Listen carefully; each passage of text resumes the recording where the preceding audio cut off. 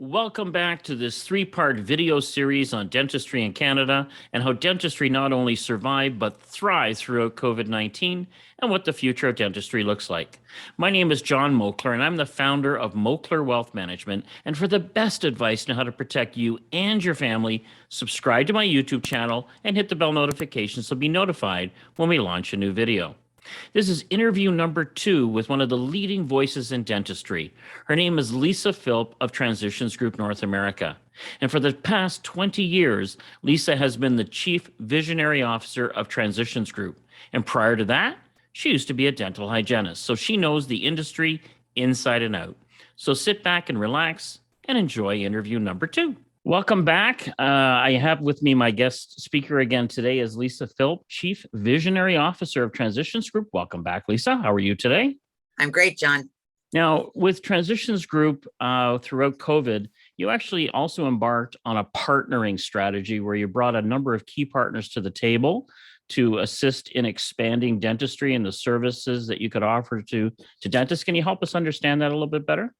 Sure. I think having time to refocus on what the future is going to look like for Transitions Group and servicing dentistry, we really honed in on the different stages of career. So from graduation and working with the foreign trained dentists, we have thousands of foreign trained dentists coming into Canada every year, working with prep doctors on how to get them ready for a position in a Canadian dental practice. We worked with partners on, purchasing and buying. Dr. Sean Robertson and Michael Griffiths at the dental broker team.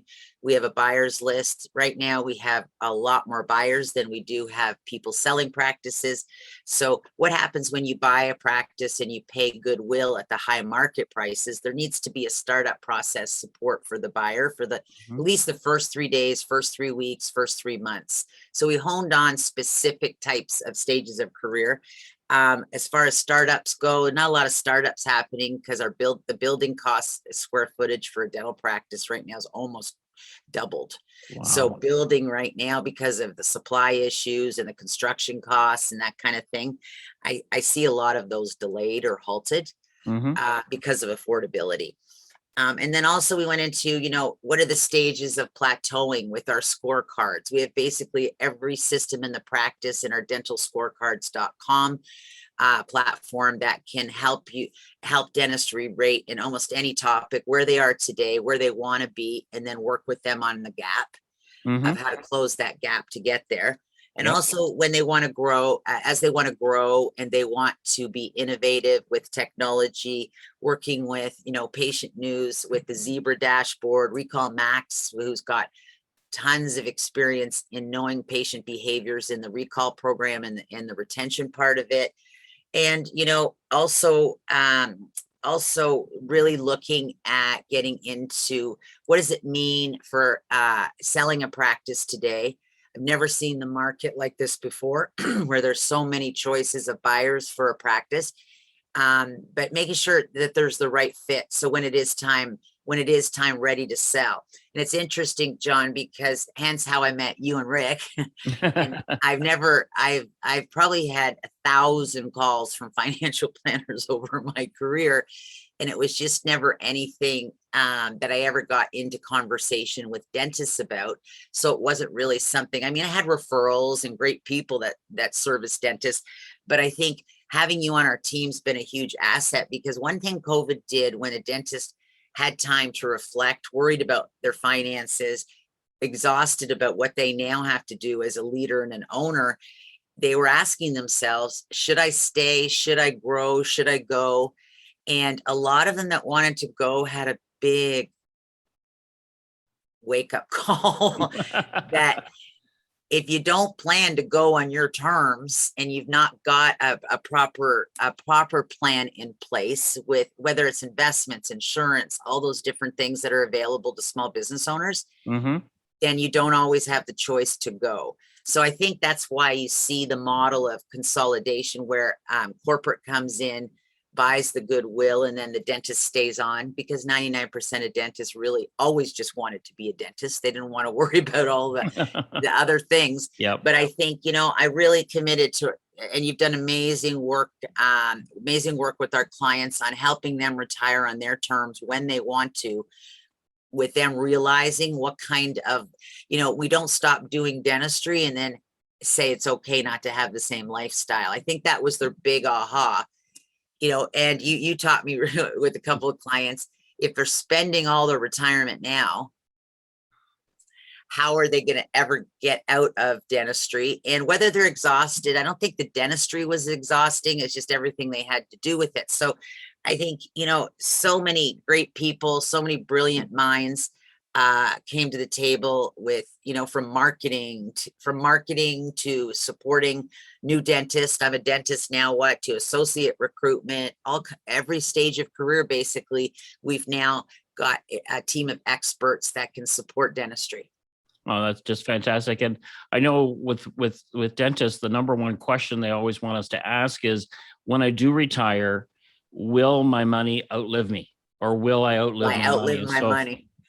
So that's one of the number one questions we get to answer as we develop the plan. And it's quite a comprehensive plan that we do. Now, tell us a little bit about your pivoted services that you offer to dentistry because of COVID. And I know we talk about people pivoting a lot, but help us understand some of those. Well, I mean, we're a training organization, a management organization. So what we basically did is we had so much feedback from so many dental professionals that we got to really hone in on what are some of the top things that dentistry can use in training. And a big part of it was the true role of the office manager. So for instance, we're running an online 6-month office manager training course that's virtual, to support office managers for the management model of the dental practice. If the dentist doesn't have time to manage, so practice management's the team approach, but there are larger practices that need managers to be able to oversee, not just someone who sits at the front desk and is gone from a friend of their colleagues to their boss. Right. And we found a lot of office managers had the title, but didn't have the skills or didn't have the resources to be a true manager. Right. So that's a big part of it. We also took the content that we took and put on our e-courses. And, it's staggering to me. There's millions of people unemployed, in dentistry right now is in a massive shortage of auxiliary. Wow. And in pretty much all three roles, as far as supply and demand, I think a lot of people maybe didn't come back to dentistry. I think a lot of the dental assistants, whether they're sitting by their pool, and in September it's going to change, because who wants to come back to work after you've had all that rest during the summer? But yep. I think we've got it. So what we did with our e-courses is we found a way to be the essentials of dentistry. I truly believe, John, if we're going to survive, we've got to attract people from outside of dentistry. Dentistry is the easiest thing to teach. Right. We hire for attitude, for people skills, and for likability and emotional connection. And then we teach them dentistry, and it can be done extremely easy. A lot of people say, well, they don't have dental experience. I go, we can teach that if they have the people experience. Okay. Now, why should a dentist look at knowing their practice metrics? Help us understand that. Well, first thing is, denial and avoidance is not a great place for growth. And some days I wish I could live under a rock and pretend things weren't happening, but it's just not in me. But I think they need to pay attention, not every day. They don't need to micromanage, but they do need to pay attention to how are their active patient base. And I will say this over and over ad nauseum. The active patients that see you as their dentist are loyal. They're already loyal. I think they need to look at their break even, their profitability. When I say to a dentist, what do you need to collect every month to keep the doors open and pay all the bills? And they look at me like the sun's in their eyes. I get worried because Yeah. we all need to know financially. We put the people first, the money comes. It's not all about the money, but we still are a profit driven small business. It's paying attention to that. And it's not being in fear or in worry. But it's also looking at their diagnostics. There's a lot. So in dentistry, John, a dentist has an opportunity to diagnose in a couple different places: on a new patient of record through a complete exam, or through hygiene when they're interrupted from their procedure and they do a hygiene check, and then on an emergency patient. And diagnostic exams are down because to get a dentist to don, to doff, to don, to doff, to move around and do all of that takes a lot more time. Yep. But I think they need to pay attention to what are, when someone says to me, I don't want to go to hygiene exams are killing me. I mean, dentists have said that for years, but now it's like, wow, to do a hygiene exam, getting all of that preparation to leave one room to go to another takes a lot more time. So I think it's not giving up the diagnostic opportunities. 80% of a dentist's schedule comes from their hygiene exams they do the month prior. So I think it's really focusing on, are they having the diagnostic opportunities? And the other one is asking themselves is, do they believe the patient has the right to know everything that dentistry has to offer for them to make their own choice? Because I can tell you post-COVID, patients are saying yes. And this comes from our clients. They're saying yes to more dentistry than they've ever said yes to before, which means a dentist can go from a small one-tooth procedure to do more dentistry per appointment. And that's where profitability happens. So it's looking at their schedule. Yeah, no, that's and the variety of procedures and what are they referring out? What do they not have to? Those kinds of things. yeah, those are some very key metrics. Now, how do you also approach goal setting with the team? So what is your approach to that? Well, I'm very passionate about goal writing. Actually, anyone can talk a goal, but till it's written down, it's not real. It's Right. interesting. It's interesting. 3% of the population that takes the time to write their goals, evaluate them, assess them, and celebrate when they win and regroup when they don't contribute to 97% of the wealth in this country. It's fascinating. So I think, with setting goals, it's start where you are. Start where you are, know where you are right now, and you set small incremental progress goals, not goals that are unachievable or dreams. Someone says to me, I want to double my production. I go, well, okay, that's maybe a vision. I go, that's a vision out here of the destination, but we've got to create a roadmap of what are the small goals along the way. Right. And dental teams that write goals do well because that what you focus on improves at least by 1% to 10%.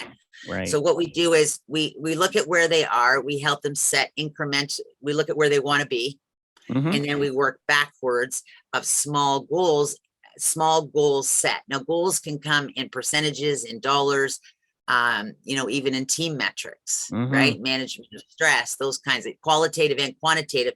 But once a goal has been met for 3 consecutive months, then as coaches, we have them raise it another 10%.